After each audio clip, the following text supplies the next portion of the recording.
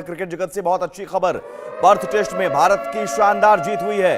भारत ने ऑस्ट्रेलिया को 295 रनों से हरा दिया है और ये अपने आप में शानदार कमबैक टीम इंडिया का। जिस तरह से पहली पारी में टीम इंडिया सिमट गई थी 150 रनों के अंदर, लेकिन उसके बाद जो शानदार वापसी की और उसके बाद ऑस्ट्रेलिया को न सिर्फ गेंदबाजों ने कमाल करके दिखाया बल्कि बल्लेबाजों ने भी, टीम इंडिया के बल्लेबाजों ने भी शानदार प्रदर्शन किया। यशस्वी जायसवाल हो, विराट कोहली हो, शानदार उन्होंने कल शतक लगाया और फिर उसके बाद बुमराह ने बाकी जो काम था वो जो कप्तान बुमराह है उन्होंने काम पूरा कर दिया। 8 विकेट लिए बुमराह ने मैच में। दूसरी पारी में 238 रन पर ही कंगारू टीम सिमट गई।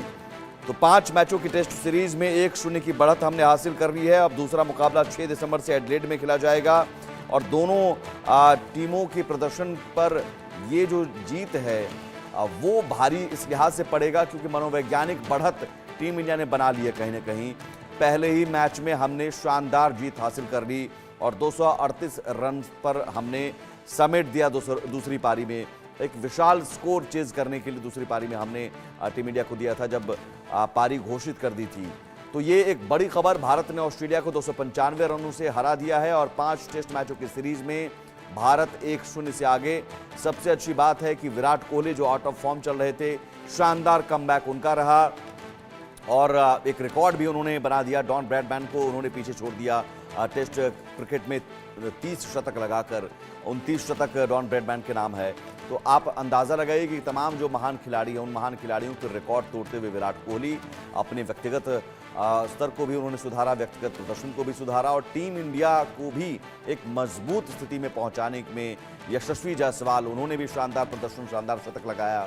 यशस्वी जायसवाल की पारी, विराट कोहली की पारी ने एक मजबूत स्थिति में पारी जो दूसरी पारी में पहुंचाया और एक बड़ा स्कोर, बड़ा लक्ष्य ऑस्ट्रेलिया के सामने रखा और उस भारी भरकम लक्ष्य का पीछा करने ऑस्ट्रेलिया जब उतरी तो फिर गेंदबाजों ने कमाल कर दिया और 238 रन पर ही सभी पूरी टीम को ढेर कर दिया। मनोज जोशी हमारे साथ जुड़े हुए हैं, स्पोर्ट्स एडिटर। मनोज जी, शानदार प्रदर्शन, शानदार कमबैक, ये अपने आप में बहुत बड़ी जीत है।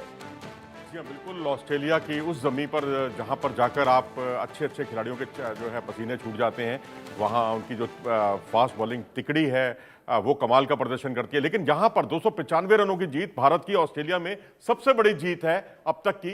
जितने भी भारत ने मुकाबले जीते, एक 2008 में एक मुकाबला हुआ था, 2004 में सिडनी में जहां भारत ने 208 रन से जीत दर्ज की थी, एक मेलबर्न में 1977 में हुआ था जहां भारत ने 222 रन से जीत दर्ज की थी और ये 295 रनों की जीत अपने आप में बहुत कुछ बयान करती है। भारत का एक टीम वर्क, जैसा कि अभी थोड़ी देर पहले आपने कहा कि चाहे वो विराट कोहली की सेंचुरी हो, चाहे यशस्वी की सेंचुरी हो, चाहे केएल राहुल का एक अच्छा टेम्परामेंट वाला खेल हो, चाहे नीतीश रेड्डी का एक ड्रीम डेब्यू हो, बैटिंग में भी, बॉलिंग में भी, और उसके बाद वाशिंगटन सुंदर ने भी आखिरी क्षणों में जो 2 विकेट चटकाए और विराट के साथ एक अच्छी पार्टनरशिप की, और फिर बुमराह और सिराज तो खैर बेजोड़ बादशाह थे, मैं कहूँगा इस बेताज बादशाह साबित हुए इस मुकाबले के, जिन्होंने 8 विकेट चटकाए। खासकर जसप्रीत बुमराह की अगर हम बात करें, पहली पारी में 5 विकेट हॉल, दूसरी पारी में 3 विकेट, उसमें ट्रेविस हेड, मैक्सी, जो टॉप 3 विकेट हैं उनको चटकाने का उन्होंने कमाल किया।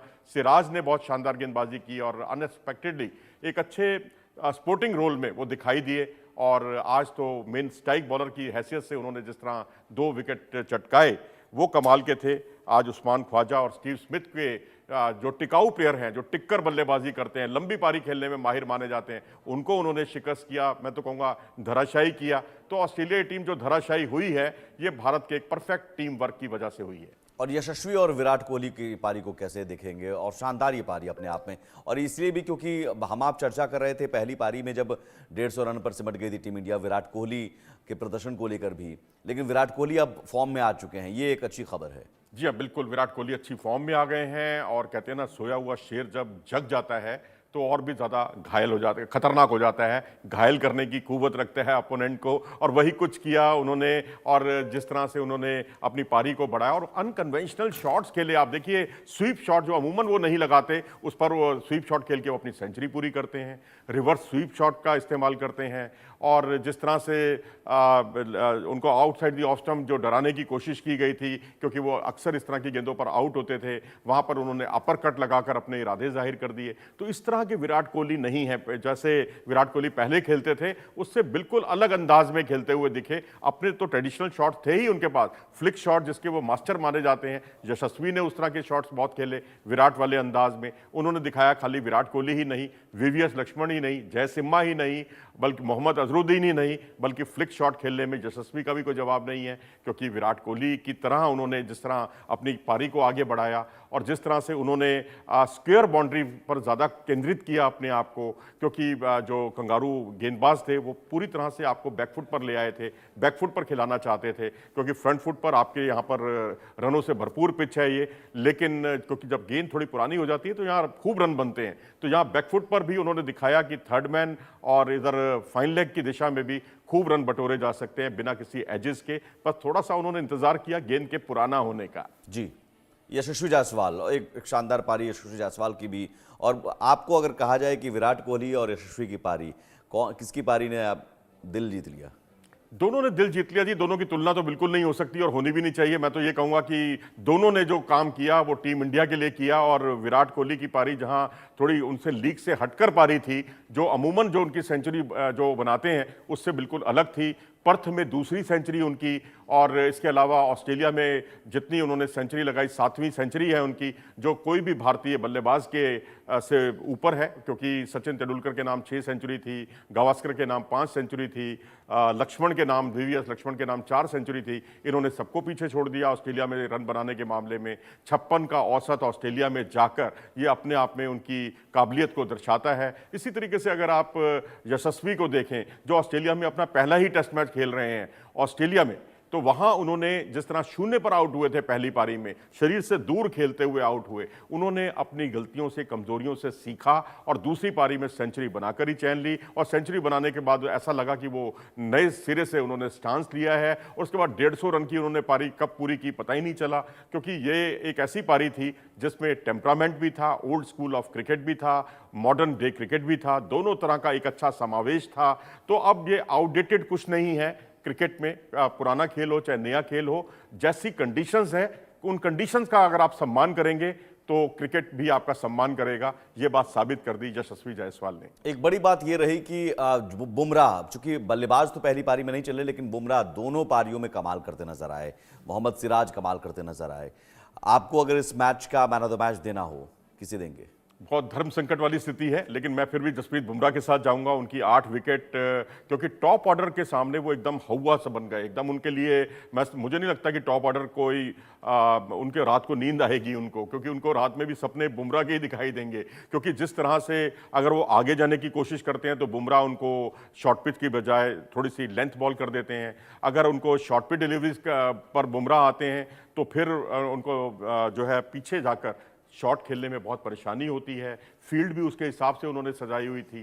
तो बुमराह तो मैं कहूँगा कि एक इस मैच के सबसे बड़े आकर्षण हैं, जिन्होंने 150 रन पर भारत की बल्लेबाजी के सिमटने के बावजूद पहली पारी में, जब सब भारतीयों के चेहरे उतरे हुए थे पहली पारी में, तो उस वक्त उन्होंने भारतीय चेहरों पर मुस्कान लाने का काम किया। 5 विकेट हॉल किया, भारत को बढ़त दिलाई 46 रन पर। कहाँ 46 रन की बढ़त थी, और बढ़त भी काफी महत्वपूर्ण थी उस समय, उससे मनोबल बढ़ा भारत का। और फिर बाद का काम जो बल्लेबाजों ने किया, गेंदबाजों का काम आसान कर दिया। यानी पहले बल्लेबाज हल्के रहे तो गेंदबाजों ने उनका कमाल किया और उनकी कमी को ढका, और फिर बल्लेबाजों ने बहुत शानदार बल्लेबाजी करते हुए जितने रन बनाए उतने रन तो दूसरी पारी में, दोनों पारियों में ऑस्ट्रेलिया भी नहीं बना पाया।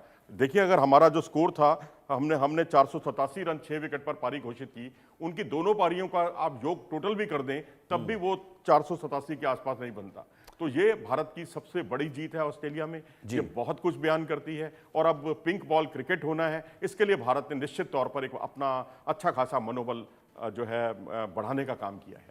ठीक है, बहुत शुक्रिया। और यकीनन अब इस जीत का असर, मनोवैज्ञानिक असर, आगे 4 मैचों पर भी दिखेगा। एडिलेड में 6 दिसंबर से हमें खेलना है और रोहित शर्मा भी तो ज्वाइन करेंगे। तो अब तो मुझे लगता है कि ये टीम और खतरनाक होने जा रही है। ऑस्ट्रेलिया के लिए, और बहुत खतरनाक इस लिहाज से क्योंकि हमारे विराट कोहली फॉर्म में आ चुके हैं, यशस्वी जायसवाल ने शानदार प्रदर्शन किया, अभी केएल राहुल भी हैं हमारे पास, देवदत्त भी ने भी शानदार अपना प्रदर्शन करना शुरू कर दिया है, नीतीश रेड्डी भी शानदार खेलते हुए नजर आ रहे हैं। तो सभी खिलाड़ी, पूरी टीम हमारे फॉर्म में है। तो मैं ये समझ रहा हूं कि अगर न्यूजीलैंड से हमने क्लीन स्वीप में हार हासिल की है तो ऑस्ट्रेलिया को हम क्लीन स्वीप कर सकते हैं, ये अब उम्मीद हम लगा सकते हैं। बहुत शुक्रिया आपका मनोज जी तमाम जानकारी के लिए।